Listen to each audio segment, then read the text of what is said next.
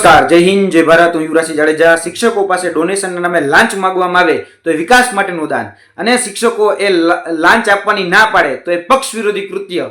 આવું હું નથી કહેતો, એ આ ભારતીય જનતા પાર્ટીનો લેટરપેડ કહે છે. જેમાં જોવા જઈએ તો છોટાઉદેપુરની SF હાઈસ્કૂલ ખાતે જે લાંચ માંગવામાં આવી હતી, જેનો વિરોધ શિક્ષકોએ કર્યો, તો એ લાંચના આક્ષેપો પરથી ધ્યાન હટાવવા માટે શિક્ષકોને ભાજપ વિરોધી કહેવાનું ફરમાન એ આજે ભાજપના લેટરપેડ ઉપર એ આજે સામે આવ્યું છે. શિક્ષકોને પક્ષ વિરોધી પ્રવૃત્તિ કરવામાં આવી છે. શિક્ષકોની આજે પ્રવૃત્તિ છે ને શિસ્ત વિરોધી પ્રવૃત્તિ કરવામાં આવી કહેવામાં આવી છે.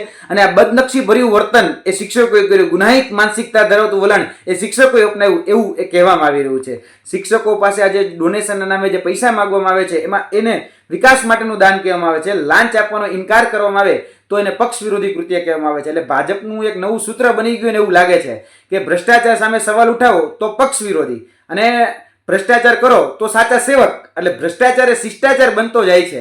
મારે એ ભારતીય જનતા પાર્ટીના વર્તમાન જે નેતાઓ, જે સત્તાધીશો છે નગરપાલિકાના, અને એ સંચાલકો છે શાળાના, એને કહેવાનું કે ક્યાં ગઈ એ વિચારધારા શ્યામા પ્રસાદ મુખર્જીની, ક્યાં ગઈ વિચારધારા અટલ બિહારી વાજપેયીની, જે અત્યાચાર સામે, જે અન્યાય સામે લડવાની એક કહી શકાય કે જુનૂન એ ઊભું કરતા હતા. આજે એ શિક્ષકોએ તમારી વાસ્તવિક છબી જ્યારે છતી કરી, તમારી જે ખરેખર જે અરીસો હતો એ અરીસો તમારી સામે ધર્યો, તો આજે તમારા પેટમાં તેલ રેડાણું, તમારા પેટમાં ક્યાંક ચૂક આવી. એટલે કહેવાય ને કે દુખે છે પેટમાં પણ કૂટે છે માથું. એ ભારતીય જનતા પાર્ટીની આ વર્તમાન જે આ લેટર જે છે એ લેટર એ સાબિત કરે છે કે પક્ષને આ જે લેટર છે ને એ કોઈ પક્ષને બદનામ નથી કરતો, પરંતુ તમારી વાસ્તવિક જે છબી છે ને એ છબીને છતી કરે છે. એટલે ભ્રષ્ટાચાર ઢાંકવા શિક્ષકોને તમે દેશદ્રોહી કહી શકો ને, એ માનસિકતા સુધી તમે જઈ શકો છો. અને આ જે લેટર જે છે એ લેટરમાં એવું કહેવામાં આવ્યું છે કે તમે શિસ્ત, એટલે કે શિક્ષકોએ શિસ્ત વિરોધી પ્રવૃત્તિ કરી. તો મારે એ નેતાઓને પણ પ્રશ્ન કરવો કે જેને આ લેટર પેડ ઉપર લખ્યું છે કે શિસ્ત વિરોધી આ પ્રવૃત્તિ કરવામાં આવી છે,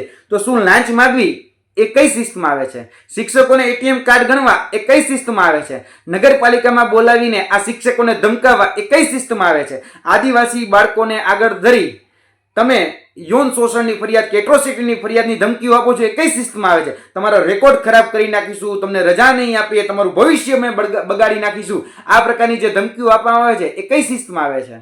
એટલે જરા કહેજો.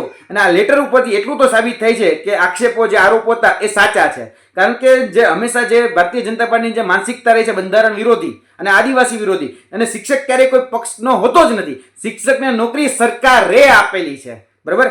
અને આ જોવા જઈએ તો આ માનસિકતા ઉપરથી એ વાત છતી થઈ જાય, લેટર ઉપરથી વાત છતી થાય છે. પેલું કહેવાય ને કે ચોર કી દાઢી મેં તિનકા, ચોર કી દાઢી મેં તિનકા.